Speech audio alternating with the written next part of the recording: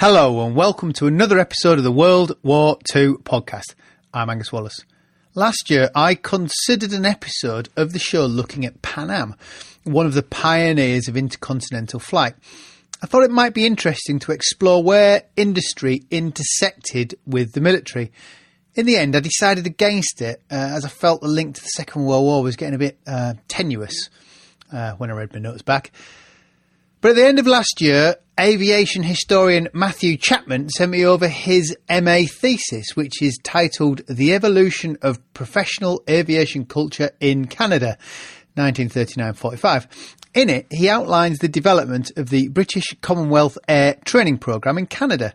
But the thesis goes on to discuss how veteran pilots would dominate post-war commercial airlines.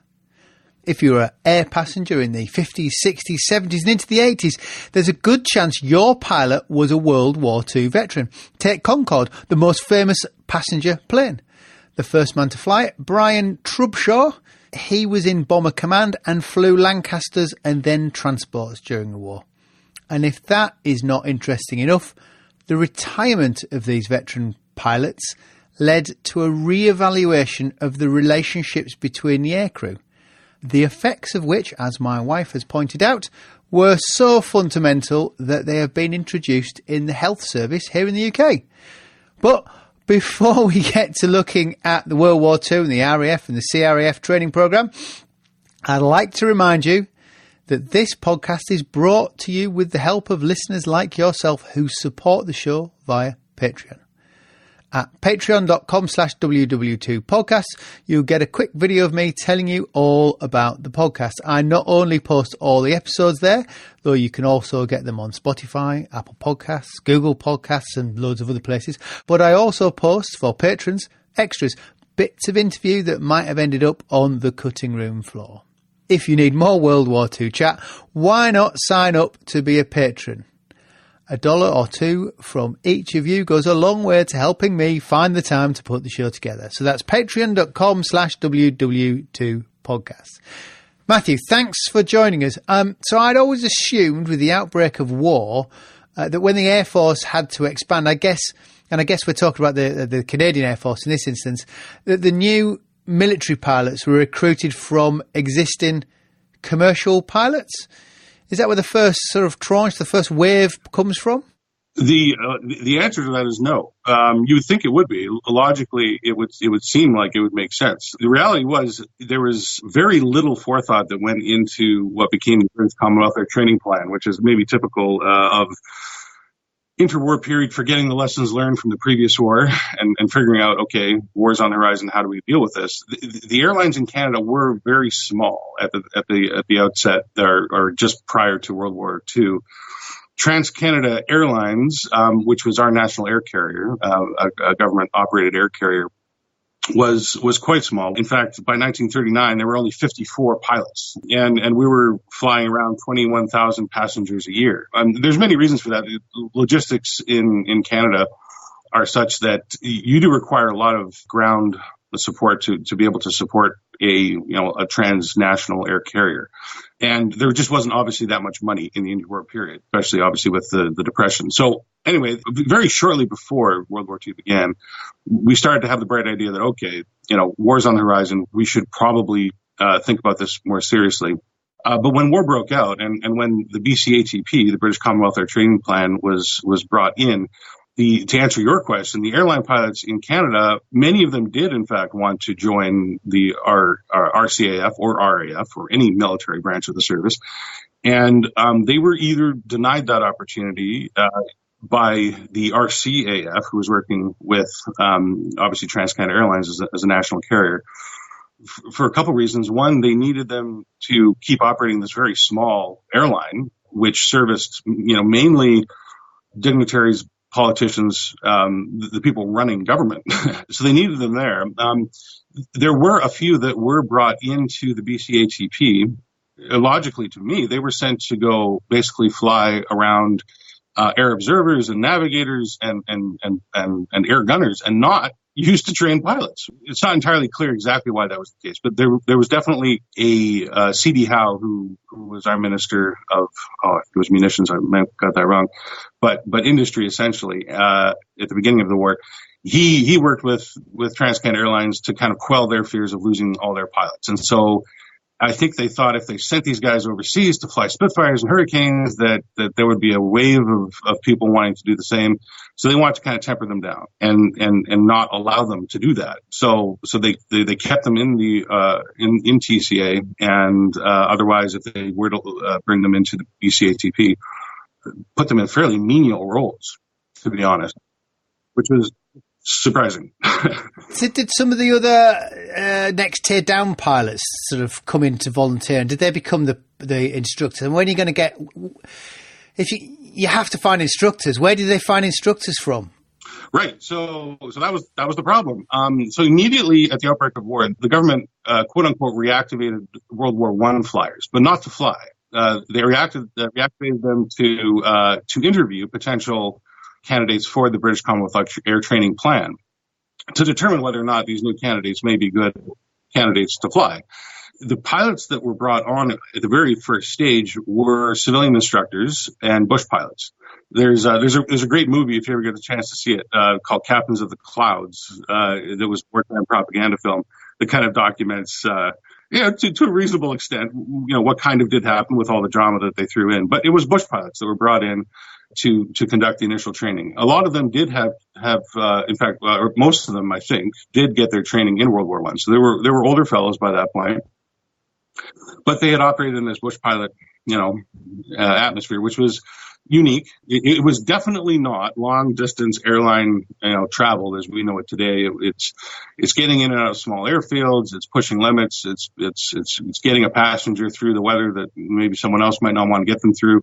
These are the guys that trained the first wave, which was a very small wave. And then what happened is the very first batch of pilots who graduated from the BCATP, much to their displeasure, were circulated back into the BCATP to train. And rather unfortunately for them, most of them, for the majority of the war, stayed as instructors. And these guys, by the time, obviously, they're training others, some of them had as little as 150 hours of flight time themselves. So this must result in almost like stagnation of a training system. If the first people are training the next lot through and then training, you kind of got stuck in a rut almost. You're not developing your training program if the same trainers from the start are in with a pre-war mentality. Yes, you're right. But there's some subtleties that go into this. The way the training was conducted in World War II, at the beginning of World War II, followed what was called the Gosport method, more or less an adaptation of a World War I method, which was you sit potential candidates down, you train them more or less on the theory of flight, and you train them on aircraft systems and operations, and then you send them to initial flight training school or elementary flight training school. Sorry. Some of the pilots that did this called themselves human tape recorders, because what they would do is deliver a pattern to the pilots or the students rather, through these very simple tubes called Gosport tubes. And basically what they would do is they would say, okay, watch me. I'm going to turn left. I'm going to keep it at 15-degree angle of bank. I'm going to climb at 500 feet per second, blah, blah, blah. And then they would turn it over to the student, and they would just have to repeat exactly what the pilots did. So the theory was you would give these guys the basic principles of flight and theory at the outset in their ground school.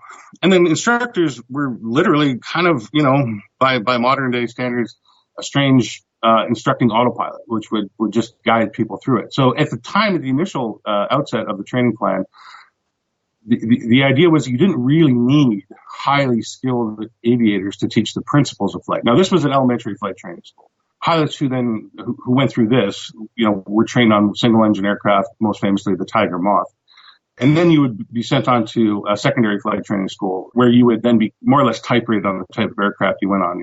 Fighter pilots would start flying Harvards, and potential bomber pilots would start flying Ansons, twin engine planes. And at that point, instructing became more personal. And by that point, I think the RCAF tried to make sure that the instructors in those schools did have, more experience, obviously, than just the elementary flight training school.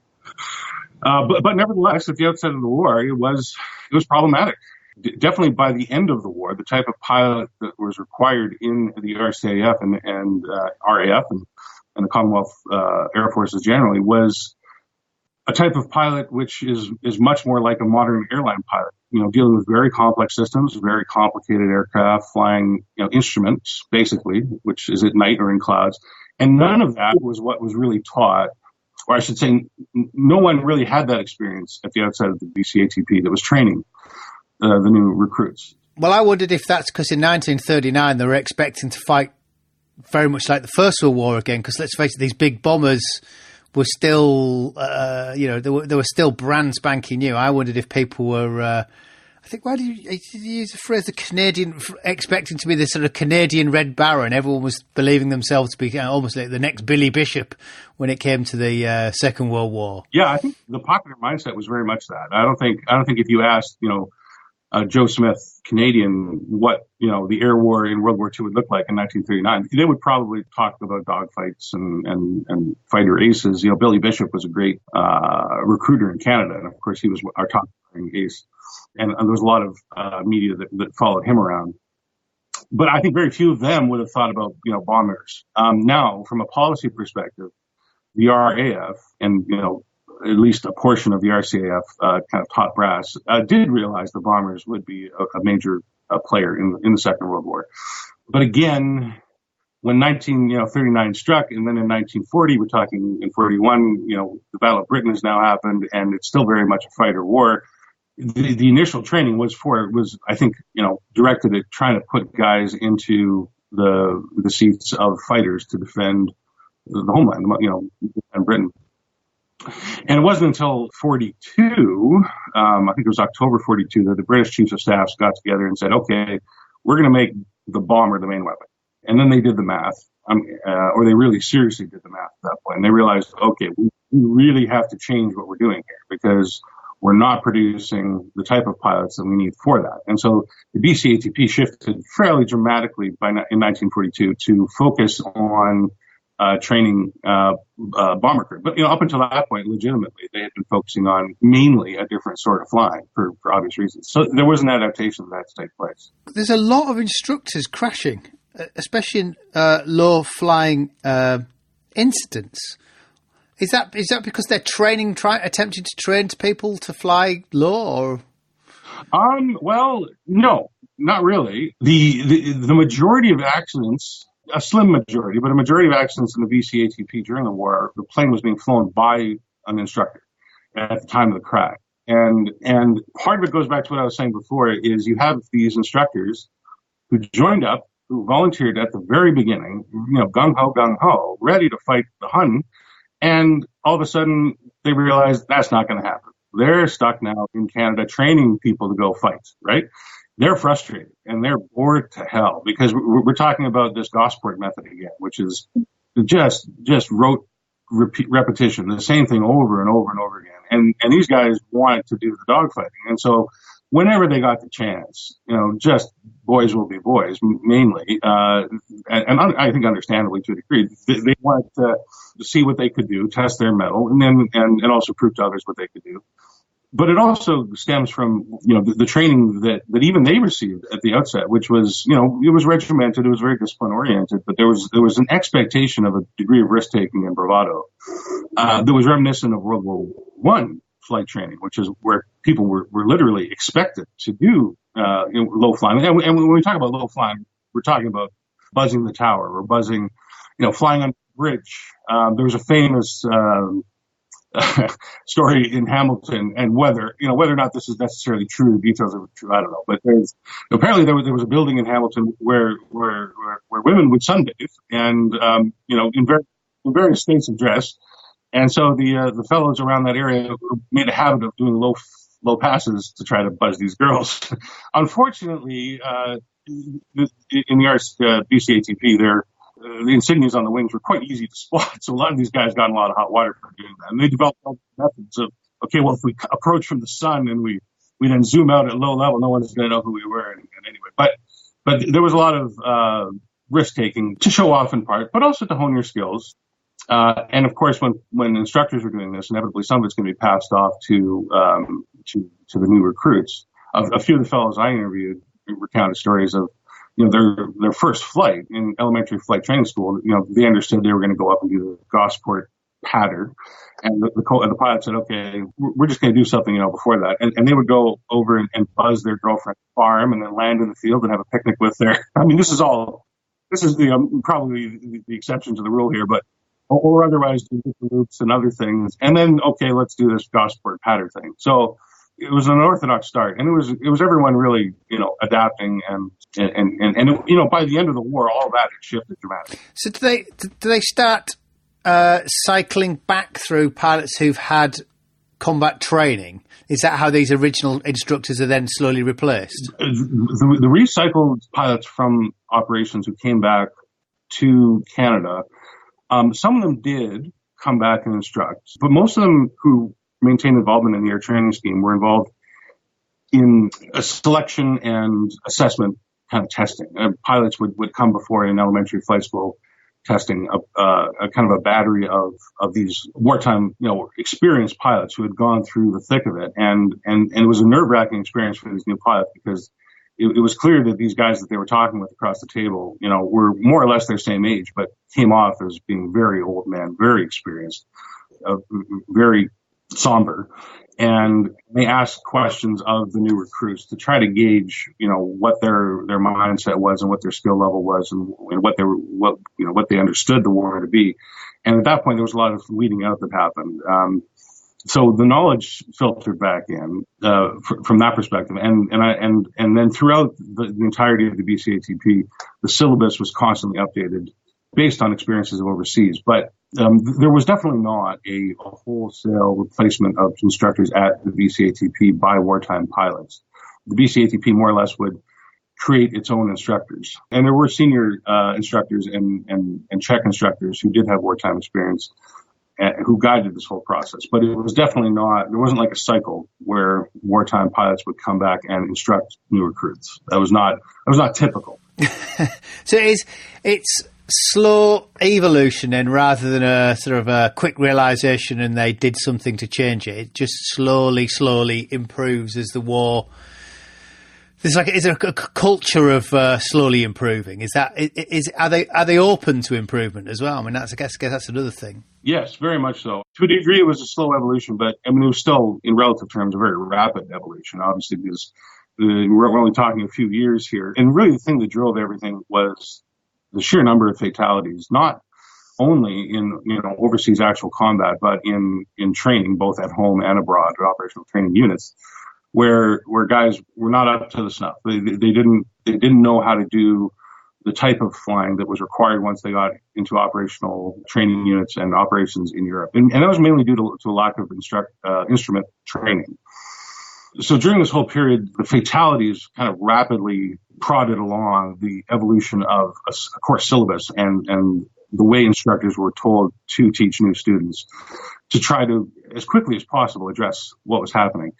In World War I, the training and the adaptation was very much, it was all brand new. No one really knew what was, the things that we know in World War II and onwards about the theory of the flight and how best to train and who to select. It was all on kind of individual expertise. And you had basically a few instructors that would more or less take a few new pilots under their wing and just teach them as best they could. But after that, they realized that technocrats really were needed for the job. People with very specific expertise in very specific things. At the outset of World War II, they had, there was a quick learning period that they needed to appreciate the importance of having technocrats, technical experts, develop the training scheme. But by mid-scheme, it was very much that. It was very much people with the most expertise looking at very specific things and trying to tackle very complex but very specific subjects to improve safety, improve operations. And a lot of it had to do with new technologies, both in aircraft and in the instruments that the aircraft had. Whenever a new navigational aid came on, of course, they had to adapt their training syllabus. So throughout the BCATP and throughout the war, the RAF and the RCAF were never really stuck. They never said, okay, this is good enough. That's one of the things that you can really laud the BCATP for, is while they started off in a precarious spot producing pilots that were unfortunately killing themselves relatively frequently, to by the end of the war, a very disciplined, technical cadre of people. Yeah, exactly. I wish I'd made a note. The recruits dying in training, it was high, and I failed to make a note of what it was. I was quite surprised how many were coming a cropper, as it were. Considering, aircrew, 40% of Canada's war dead are aircrew. Well, I mean, presumably most of those will have been on heavy bombers. I'm trying to remember back, and I can't recall the actual statistics. It's quite high, though, isn't it? I think most people go, God, that's high. There were 17,000 RCAF deaths. 40% of the total Canadian death toll. So in other words, the RCAF was by far the leading branch of the service to have fatalities. 92% of all casualties that occurred in the RCAF were fatal. They were fatalities, for obvious reasons. 94% of RCAF casualties were air crew as opposed to, ground crew or anything like that. So it was a huge amount. And on balance, while I can't remember the statistics precisely, if you actually compare the casualties of air crew in training versus operational sorties against the enemy, and when you actually factor in accidents that occurred, at the end of let's say, a mission to Germany or even on takeoff, when accidents occurred not due to enemy fire, the majority of fatalities in the RCAF and in the RAF, as I understand it, were not attributed to the enemy shooting them down. It was accidents. It was people getting lost. It was people flying into hills in bad weather. It was people running out of fuel, not knowing where they were. There's probably, hundreds of aircraft at the bottom of the channel that were just the results of guys not being able to get back home. As I say, I've three Halifaxes around me who are all returning, and because they're coming into England, they're coming over the high ground, and they descend too early and hit the North Yorkshire moors. And that's where they come a cropper. And the fourth one, as I say, when we talked before, comes down because he ran out of fuel, and everyone survived. But the three with the three big fatalities around me within 4 or 5 miles, if that. Just I guess that's instrument training. Flying blind, and you've just got it wrong by about half a mile. And that's an interesting thing, because presumably in 1939, you didn't have to worry about instrument training, where the immediate requirement is fighter pilots for the Battle of Britain. As you say, by 1942, the immediate requirement is taking the fight to the enemy, and we're needing bomber crews. At which point, your bush pilot probably was not a big instrument flyer. So where are they getting people to fly on instruments, to train the people to fly on instruments? Because there must have been a huge requirement. Because the RAF and the Canadian Royal,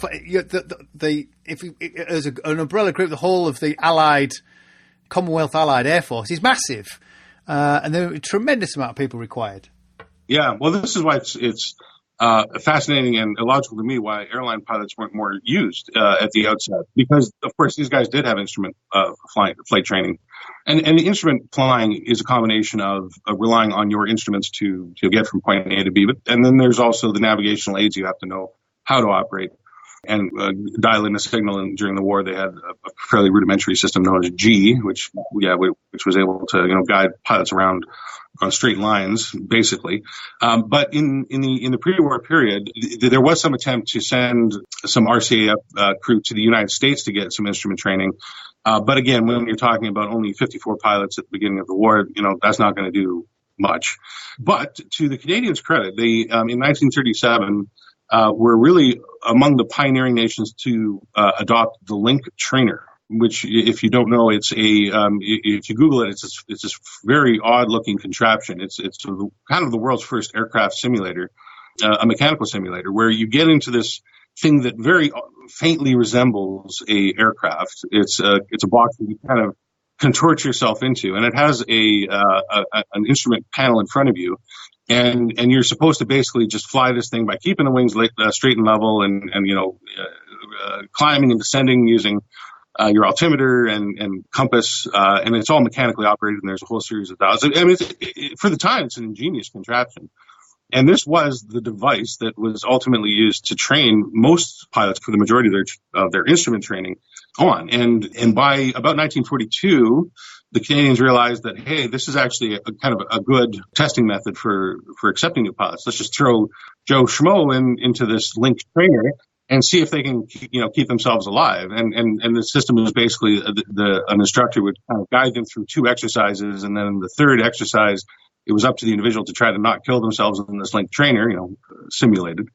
And if they passed, then on they went. And then once they made it through elementary flight training onto secondary flight training, they would be put back into this linked trainer to teach them the basic principles of instrument flying, which was very useful. And then they would then be sent up to actually fly with a hood on, which is basically just preventing you from seeing outside and relying only on your instruments to do basically the same things you did in the linked trainer.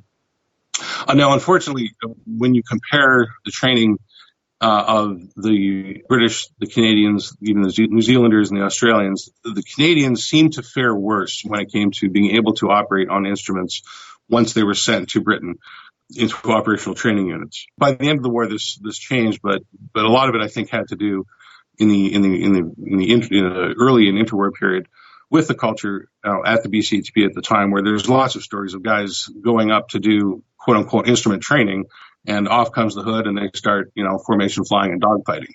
But of course, and maybe not logging it quite like that. And quite frankly, the type of weather that the one experiences in the north of England, which is where most of these guys ended up going to, was different than what they were learning in Ontario, Manitoba, Saskatchewan, the open prairies. And they just really weren't as prepared for it as they should have been. And more emphasis over the course of the BCATP was placed on instrument training. And so by the end of the war, what it was producing were these very instrument-oriented pilots who were capable of doing what they needed to do and not dying. But it was definitely an evolution, and one which Canada had to learn even more than others, I think, over the course of the war. My uncle, who was a bomber during the war, had some story about getting lost when they were training in Canada, and what they did was just land, get out, and ask somebody, and then took off again. Yeah, that's another good way is if you have every community in the prairies anyway has a grain tower, and on the side of that grain tower is written the name of the city. So all you have to do is look for the tallest thing around, which is usually a grain tower, fly down low, read the sign, okay, here we are, and move on. Unfortunately, the Germans didn't do that. Yeah, you can't really land in occupied France and just ask where they were. Point me at the secret missile silo. And of course, when you compare the American experience versus the British and the Canadian experience, we're operating at night. Typically in bomber command. So at that point, on some nights, notorious nights, especially in the later period of the war, the moon was so bright that it was essentially, it felt almost like daylight, and these poor guys in their airplanes were silhouetted perfectly against it, and just atrocious casualties. So sometimes you could see where you're going, but that was the exception. It was usually you were following a G line out to where you think the target was. Hopefully by that point, a Pathfinder unit would have lit up the target. Which was either another bomber that went ahead and went down low to confirm the target and dropped incendiaries and flares, or otherwise mosquito aircraft. They were known for doing that, particularly at the end of the war. And then you dropped your bombs, hopefully within, relative proximity of the enemy, and then turned around and came back. And especially earlier in the bombing campaigns, they were reliant on astral navigation using sextants, calculating paths based on projected wind speeds and directions, and often those were wrong. And as I write, there's a couple notorious examples where they just simply got the winds wrong, and these huge bomber streams were sent directly over some of the most heavily defended anti-aircraft sites in Germany with atrocious losses where they shouldn't have been, just given the winds. So anyway, coming back, it's the same thing. If the winds are projected incorrectly, you might end up over Scotland where you think you were going to Yorkshire. And, we have the one example where a fellow had, that happened to him. And fortunately it happened to him because they broke clear of clouds over Scotland, but the rest of his stream had, I guess, calculated the winds correctly, gone to Yorkshire, where it was completely sacked in, and these guys were just crashed everywhere because they couldn't find an airbase. So quite fortunately for this guy. But anyway, that's quite common, relatively speaking. Presumably, as the war ends, now this is fascinating part of your thesis, that you have a huge cadre of people who are leaving the forces. Does that mean in 1946, if you hadn't been a military pilot, if you qualified as a pilot, you had no chance of getting a pilot's job in Canada because it was swamped with Canadian Air Force pilots? Yes, exactly. You were basically out of luck. There was definitely no other time in human history had there been so many exceptionally well-qualified pilots with a breadth of experience that any civilian pilot wouldn't have been able to even learn, had they flown the same number of hours, just given what these guys were going through. But yeah, there was really no chance. As I write in my thesis, the TransCanada Airlines, again, the government air carrier, by mid-war had developed a scheme where, because they were rapidly expanding to meet the kind of logistical needs of the armed services and all the logistics to go behind to developing Canada during that period, militarily and otherwise, TransCanada Airlines was expanding and they needed pilots. So they developed a plan with the RCAF to introduce what they called expats back to then TransCanada Airlines. And so the requirement at the outset of that plan, you needed to have an overseas operational tour under your belt. So you couldn't be an instructor in BCATP. You couldn't have done logistical flying even overseas. You had to be an operational tour in a combat area specifically. And so that predisposed most of the expats into TransCanada Airlines as being either bomber crews or Coastal Command aircrew. When you actually look at the number of repats that came in, by actually 1947, 325 came from RCAF, and no pilots hired by TransCanada Airlines from really 1939 until probably the 60s even would have not had training in the RCAF during the war. So these guys that came into TCA in the end of the war and at the end of the war were still, very young guys in their 20s with exceptional experience under their belt. Almost all of them had been, single pilot operations for the various quirks of how the British and the RCAF operated their bombers. And they formed the core cadre of TransCanada Airlines that really would go on to be the senior figures of the airline through to the 1980s when the last of them retired. So these guys, and this kind of focuses on, the next chapter, whatever that might be on my thesis, is really to look more deeply at how this impacted post-war civil aviation, in Canada, and that is just one example around the world. I think every nation would have experienced similar growth in their civil aviation with wartime pilots. But these guys became the captains that mentored all subsequent first officers in the airlines, really through to the 80s. And I know when I went through my flight training, all of the instructors that instructed me were instructed by these guys. And so there's really only the one generational gap, even today, maybe one or two generational gap, where the influence that this group of pilots had on the development of civil aviation in Canada is, I think it's hard to overstate exactly how much impact. It's worldwide. I mean, I'm sure British Airways is the same. I'm sure the Americans on the whole are the same. And you make a point that the last Canadian World War II pilot retires from commercial airlines in 1983. And I guess that's partly because these guys came at it so young, which I suspect, probably younger than a modern pilot would come at it with such seniority. But I wondered, could this be a problem when you have a cadre of people who have all had the same experience from one seminal point of their life? They're going to be, people will acknowledge their experience, but does that mean you have a lot of people who in the 50s, 60s, 70s, do they get almost like a group think? Does it make a culture of change difficult?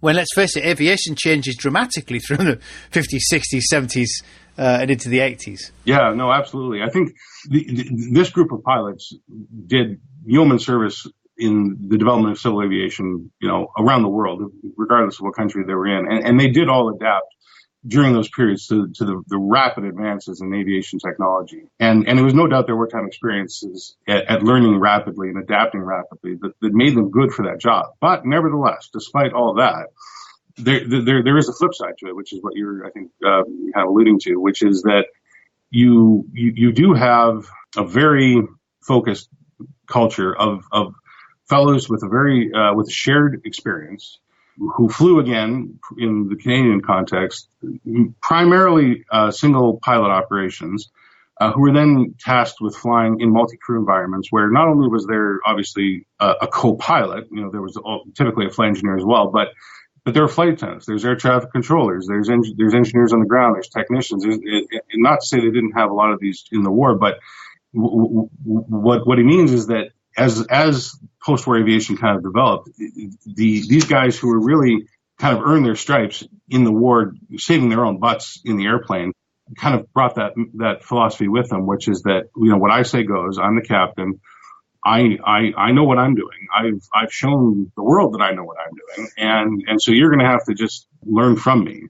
And not to say that was a universal truth, but for the most part, there was this perception of pilots being kind of the captain of the ship, and what he say goes, and come hell or high water, we're going to do what he says.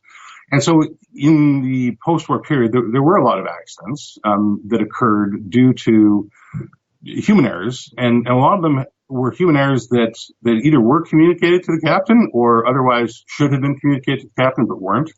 And planes were falling out of the sky for reasons that really didn't have to do with technical failure so much as an unaddressed technical failure, because the co-pilot might be sitting there saying, sir, I think we should be doing it this way. And the captain ignoring maybe that advice. And then the inevitable result eventually is going to be that airplanes are going to crash. So as we mentioned before, in the 80s, that's when really this group retired en masse. Now, I don't think it's coincidental that at the same time in the 80s, there was a very large shift in the aviation industry from a safety standpoint to considering what we call now crew resource management or human factors training, which is to basically relook at the way flight operations take place from being strictly, a technical thing. If we just build the right aircraft and we just develop the right systems and backup systems, that the planes are going to stay out in the sky, to one that looks at the communication between aircrew, between all the various components of an airline, to make sure that everyone listens and everyone understands what's happening and everyone knows what to do in case of a certain eventuality, whatever that might be. If it's a gauge fails and the pilot follows that failed gauge, the co-pilot's going to say, hey, I think your gauge failed. Look at my gauge. And there would be then a process to verify, okay, is that whose gauge is correct? And let's confirm that. And okay, you're right. Your gauge is working. Let's go with that. Or otherwise, a flight attendant might be in the back saying, hey, it looks like something just fell off the wing. And the pilot might not have noticed, or the flight attendant probably would have just assumed the pilot knew and not said anything. Where now, obviously, if that were to happen, things would happen differently. There's communication that occurs. Everyone makes sure that everyone knows what's going on. So human resources or human factors training, resource management, developed in the 80s and is now just kind of part of the aviation industry. And it has, I think, fairly unequivocally saved a lot of lives. And so the experience of these wartime pilots, I think, inevitably resulted in these guys truly flying as to save their own butts and to be the captains of the ship and to do what they were trained to do during the war. That in and of itself was of great service to the airline industry after the war, because these guys were technical experts. But nevertheless, even experts can fail. It may be with the passing of that type of generation who would be averse to crew resource management training, because when it first did come out in the 80s, there was a bit of a back pressure by some senior captains to question whether or not what this training was doing was really correct or not. So one can assume that by the 80s, the atmosphere was more acceptable to that type of change in the aviation industry, which has resulted in a much safer aviation industry today. It's a fascinating topic, and annoyingly, I've read a not dissimilar thing about the British Army saying, you had to sort of have deference for these guys and a respect for these guys who had been, in all the battles that they grew up with.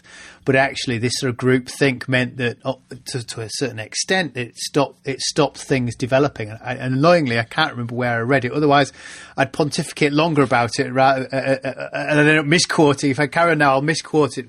But it must have happened in a lot of sectors post-war. People gave respect to these guys for doing what they did. And actually, there's so many of them dominating certain sectors, you kind of got they atrophied, and you got sort of everyone respected them. And, and it's only... There's a point where you have to sort of let go and it all moves on. It's a fascinating topic. It really, really is a fascinating topic. Yeah. And it goes, absolutely. Like you said, it goes beyond, any one specific profession or job. It's, I'm sure the same could be said of, ground crew, or engine maintenance crew in the war, who then go on to operate, Transcanada Airlines air maintenance groups. And you listen to this guy and you do what he says. And the fact of the matter is there probably is no other person in the world that has the level of expertise that these guys did. But nevertheless, they're all humans. And humans can screw up. And so I think that's something that definitely aviation, learned. And in the 80s and in the 90s, actually, with the world kind of seeing what was happening in the airline industry with this new shift. Others actually kind of came on board with it too. Medicine, for example, in the surgical operating room, there were in the 80s and the 90s that they started to want to address the amount of deaths that happened on the surgery table, and the people who knew about what was happening realized that it was a similar situation where the surgeon was the god. He was the god in the room. He did what the surgeon said. And if a nurse saw, okay, well, this artery is bleeding over here, maybe I should tell the surgeon. Maybe prior to that, a nurse wouldn't have thought to have even spoken up, but now that's changed. So it's definitely, it's a fascinating topic that transcends any one specific example. But I think it's quite obvious in the aviation context, and pioneering as well. My thesis talks about the evolution of flight training. I think I can't think of another example where there was such a dramatic shift in what humans were capable of doing. And the challenges we had to overcome in such a relatively short period of time as there was with flight, just generally speaking, in the 20th century. And the progress that was made during the Second World War was just phenomenal. It was spectacular in terms of technological advancements, in terms of, just knowledge of how to do the thing, that is fly, that, had the Second World War not happened, we would be in a very different situation than we are today. We would still, I think, be on in the embryonic stage of the type of air travel that we see today. Well, Mathew, that seems like a fitting place to finish. Thank you for your time. Loyal listener, don't forget, if you want more World War II chat, have a look at patreon.com/WW2podcast. And also, why not give the show a like on Facebook? I do try to post things relevant to the latest podcast. Well, that's all for now. I'm Angus Wallace, and thanks for listening.